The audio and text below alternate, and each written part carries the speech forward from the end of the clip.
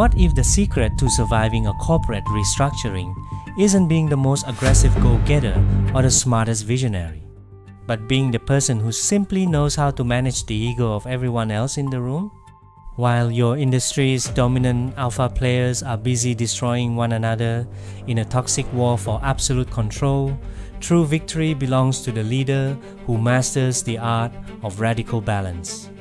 In the corporate ecosystem, you don't win by being the biggest, you win by being the last one standing.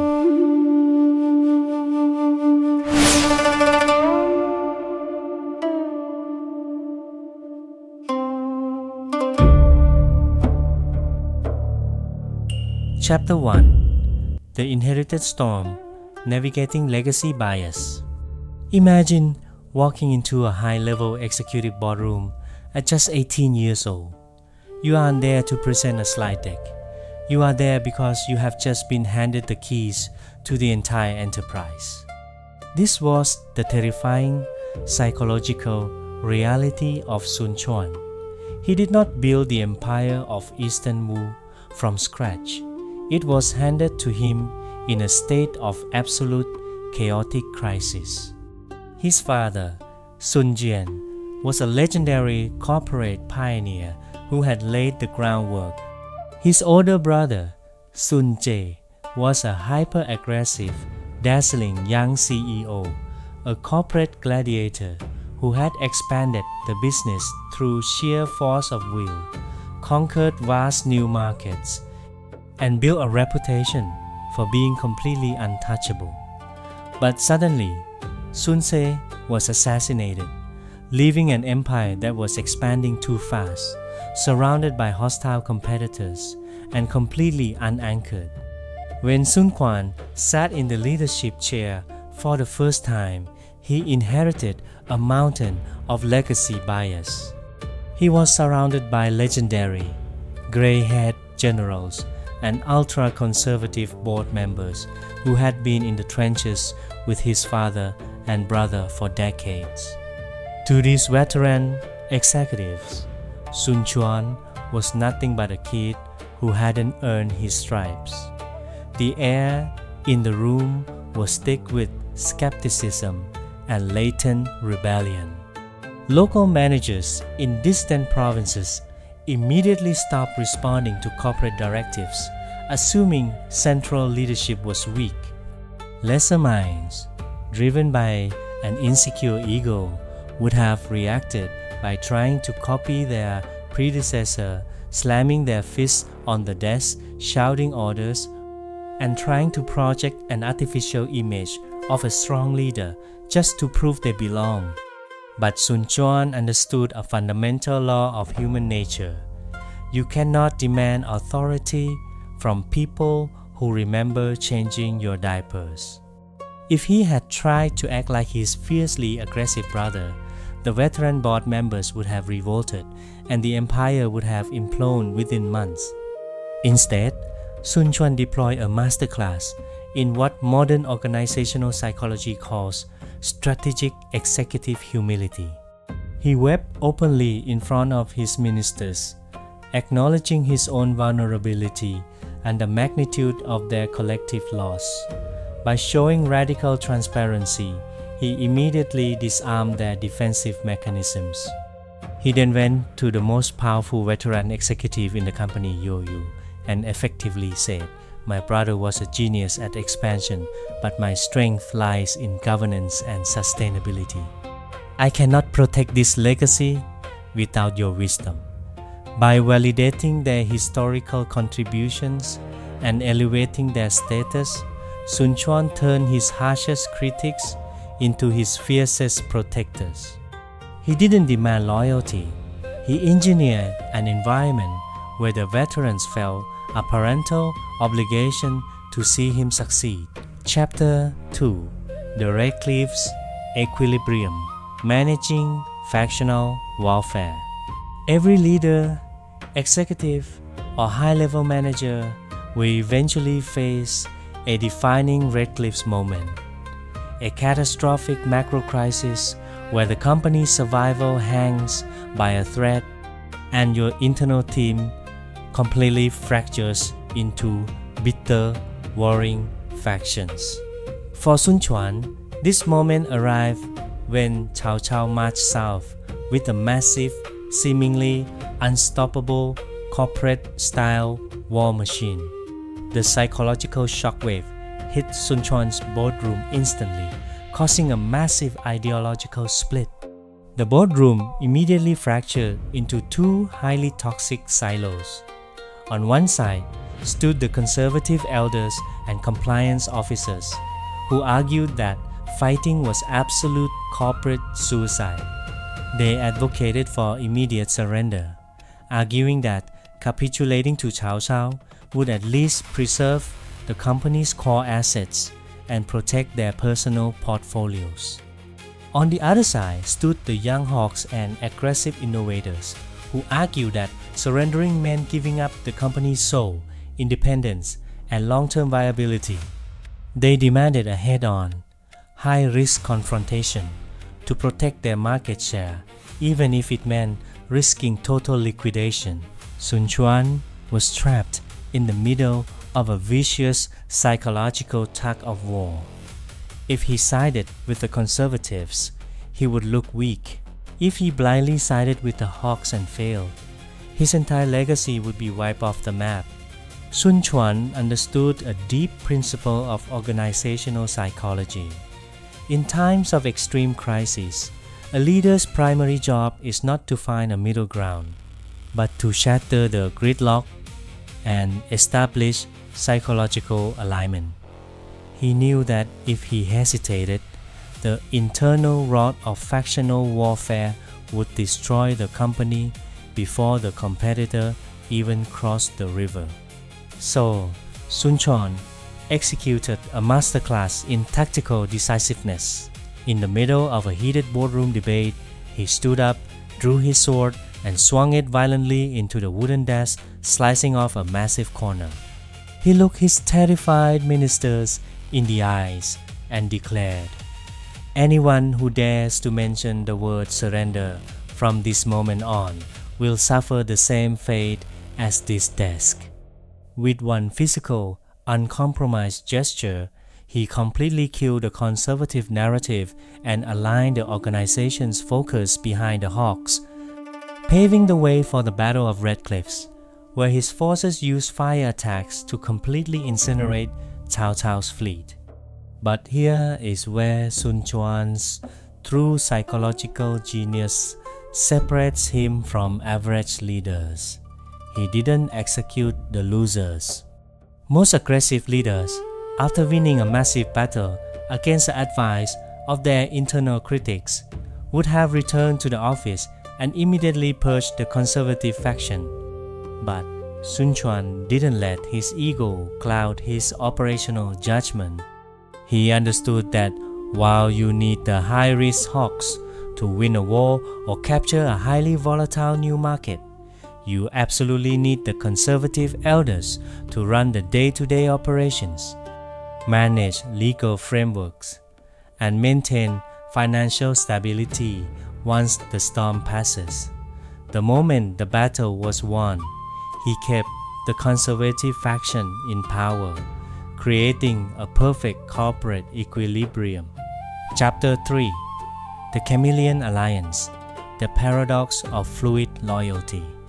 In the traditional playbook of leadership, we are taught that loyalty is an absolute, unshakable virtue. We treat corporate partnerships and strategic cross-departmental alignments like sacred marriages. But modern organizational psychology and the brutal reality of market competition reveal a much more cynical truth. Blind, emotional loyalty in a volatile environment is a luxury that will get you liquidated. This brings us to the psychological core of Sun Quan's survival strategy, a masterclass in what we call the Chameleon Alliance.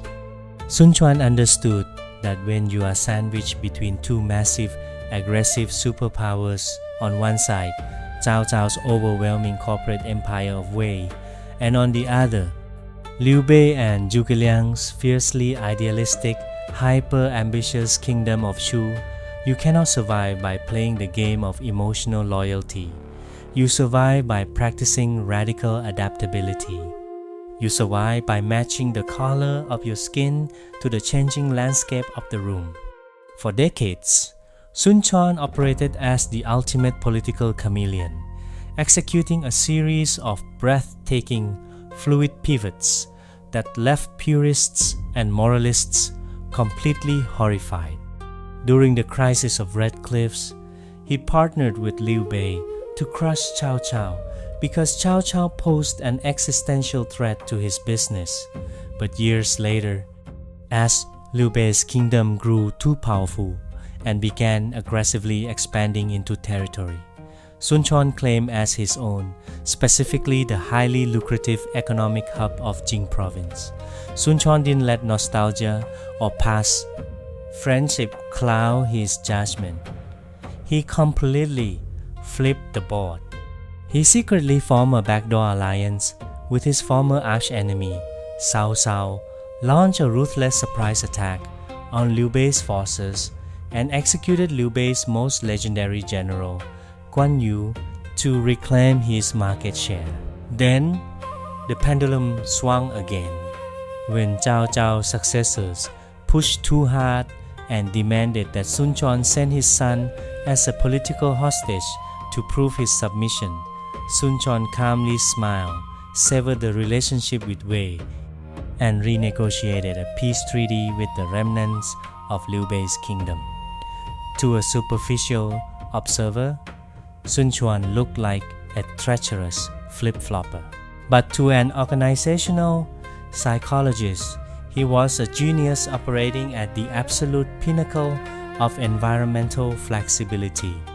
Sun Quan understood that in a high-stakes ecosystem, alliances are not emotional commitments. They are temporary, strategic alignments based entirely on shared, fleeting objectives. He famously stated that his only true, non-negotiable loyalty was to the survival and prosperity of his own borders. Everything else was subject to negotiation. The mirroring technique, reflecting the modern corporate mirror. Let us take Sun Quan's ancient psychology and hold it up as a mirror to the exact office dynamics you deal with every single week. When you look into this mirror, you stop seeing ancient warlords with spears and horses, and you start seeing the raw, unvarnished behavioral archetypes that populate your current company directory. Look closely at the first reflection in the mirror, the Cao Caos of your organization. These are the hyper-aggressive, dominant alpha players. They are the VPs who talk over everyone in meetings, the directors who launch massive, high-profile turf wars to conquer other departments, and the executives who believe that total centralization of power is the only path to success. They are loud, they are terrifyingly ambitious, and they want to put their name on every single initiative. They move fast and smash things, treating colleagues like disposable resources in their grand quest to climb the corporate ladder.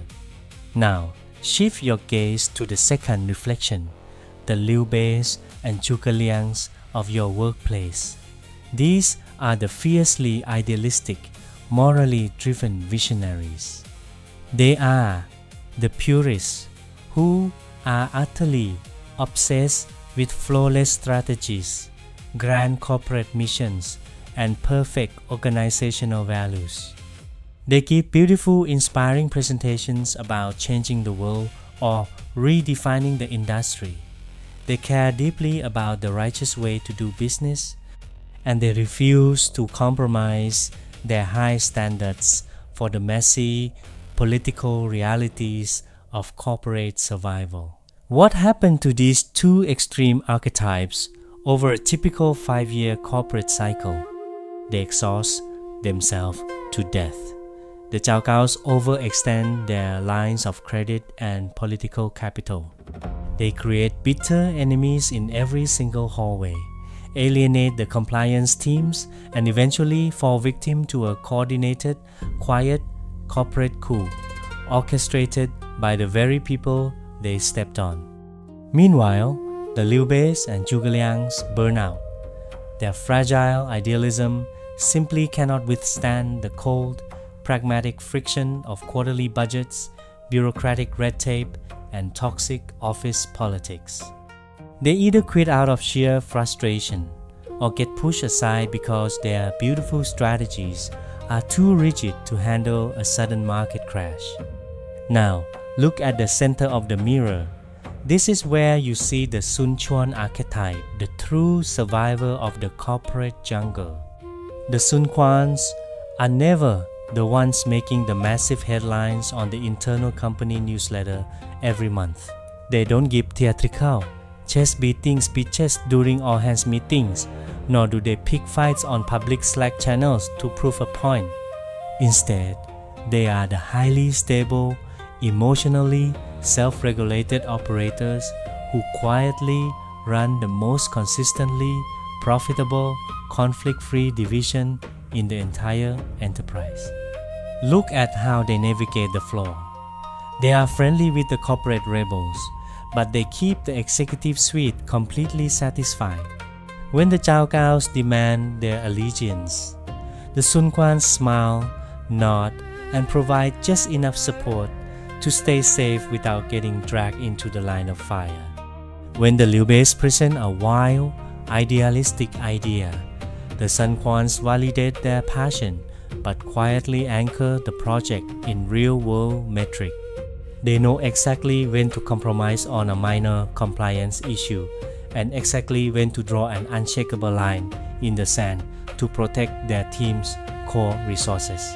When a massive corporate restructuring storm hits, when a new CEO takes over, budgets are slashed by 40%, and the alpha gladiators begin eliminating one another in a bloodbath of executive layoffs. The Sun Quan archetype is the one who remains entirely untouched.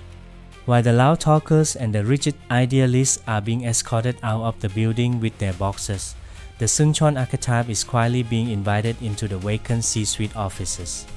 They didn't rise by overpowering the system, and they didn't win by being the loudest genius in the room. They inherited the crown simply because they were the only ones balanced enough, patient enough, and emotionally intelligent enough to keep the building standing, while everyone else was busy setting it on fire. Metaphor and imagery. The art of fluid power. To truly unlock the psychological brilliance of Sun Quan's strategy, you have to completely deconstruct how you visualize the concept of power. Most professionals are conditioned to view power through a hyper-masculine, rigid lens. They visualize power as a sharp, heavy steel sword, much like Sun Quan's fiercely aggressive brother, Sun Ce, or the unstoppable warrior, Liu Bei. A steel sword is undeniably impressive. It is sharp, dominant, and commands immediate terror and attention when drawn in a boardroom. But a sword has a fatal structural flaw. It is completely rigid. It can only strike in straight, predictable lines. And if that sword strikes an object that is thicker, harder, and more unyielding than itself, like a massive macroeconomic shift or a deeply entrenched corporate bureaucracy, the steel doesn't bend. It shatters into 1,000 useless pieces. Sun Quan looked at the catastrophic downfalls of the aggressive sword leaders around him and realized that if he wanted to survive, he had to stop trying to be the weapon. He had to become the element. He stopped visualizing power as steel and started visualizing it as water. Think about the profound psychological mechanics of water. Water is the most deceptive force in the universe because it possesses zero rigid form, making it completely uncrushable. When water is poured into a corporate cup, it becomes the cup. When it flows into a toxic boardroom bottle, it adapts to the shape of the bottle. When water encounters a massive, immovable boulder, whether that boulder is a micromanaging executive block, a sudden budget freeze, or a hostile regulatory wall, it never wastes a single drop of its energy trying to smash through that obstacle head-on in a fit of ego-driven rage. Instead, water handles the obstacle by practicing absolute fluidity. It flows around the boulder. It finds the microscopic cracks, molds itself patiently to the contour of the hostile terrain, and quietly, invisibly erodes the obstacle from underneath over time. Sun Quan's entire empire of Eastern Wu was geographically defined, protected, and sustained by the great Yangtze River. His entire psychological blueprint was a literal mirror of that water imagery. He was the ultimate corporate chameleon. When the scorching, destructive fires of Cao Cao's ambition swept down from the north, Sun Quan didn't try to meet fire with fire. He remained fluid, acting as the cool river that absorbed the heat, redirected the enemy's momentum, and completely extinguished their fleet at Red Cliffs. When his competitors left even the slightest operational gap, Sun Quan didn't launch a loud telegraph assault.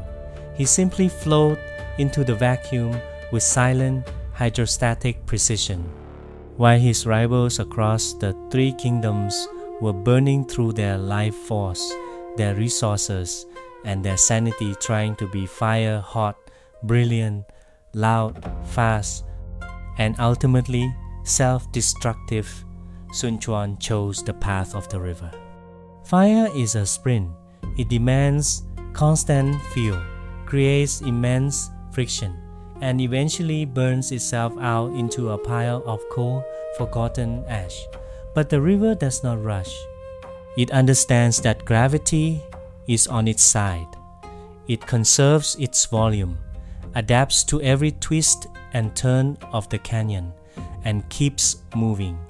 Fire flashes and dies, but the river flows forever.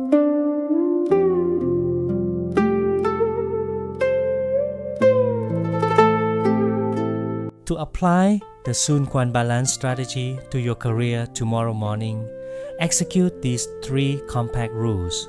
De-escalate the ego. When caught between warring executives or competing silos, do not pick a side to satisfy your pride. Act as the stabilizing bridge. The person who coordinates the piece holds the real leverage. Conserve your political capital. Stop treating every corporate disagreement like a hill to die on. Give up the small, superficial arguments to keep your energy and reputation pristine for the high-stakes battles that actually affect your career trajectory. Play the marathon, not the sprint. When your company enters a phase of chaotic volatility or toxic leadership, lower your profile, over-deliver on your core metrics, and let the hyper-aggressive player burn themselves out. The ultimate executive law: brilliance is cheap and ambition is loud. But in the final evaluation of your career, the highest form of corporate intelligence is simply the unshakable stamina it takes to outlast the chaos.